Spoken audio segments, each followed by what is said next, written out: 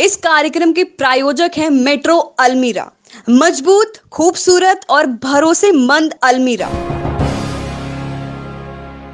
नोटबंदी हिंदुस्तान के गरीब, किसान, मजदूर और छोटे दुकानदार पर आक्रमण था। नोटबंदी हिंदुस्तान की असंगठित अर्थव्यवस्था पर आक्रमण था। 8 नवंबर 8 बजे 2016 प्रधानमंत्री जी ने नोटबंदी का निर्णय लिया। 500 रुपए, 1000 रुपए का नोट रद्द कर दिया। पूरा हिंदुस्तान बैंक के सामने जाके खड़ा हुआ। आपने अपना पैसा, अपनी आमदनी बैंक के अंदर डाली। पहला सवाल, काला धन मिटा? नहीं। दूसरा सवाल, हिंदुस्तान के गरीब जनता को नोटबंदी से क्या फायदा मिला? जवाब, कुछ नहीं।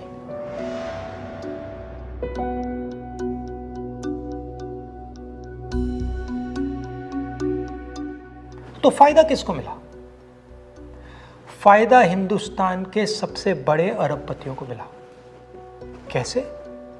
आपका जो पैसा था, आपके जेब में से, आपके घरों में से निकालकर उसका प्रयोग सरकार ने इन लोगों का कर्जा माफ करने के लिए किया।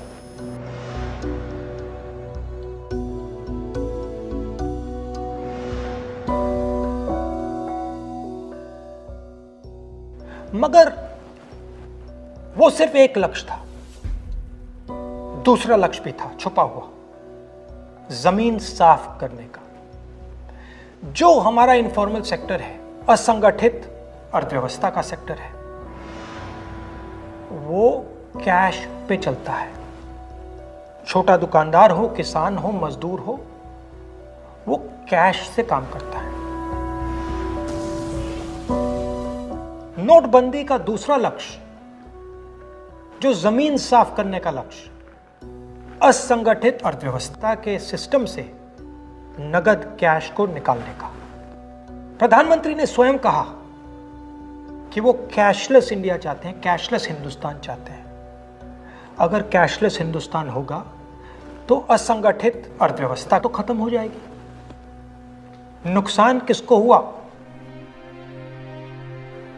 किसानों को, मजदूरों को, छोटे दुकानदारों को, स्मॉल एंड मीडियम बिजनेस वालों को, जो कैश का प्रयोग करते हैं, जो बिना कैश जी ही नहीं सकते।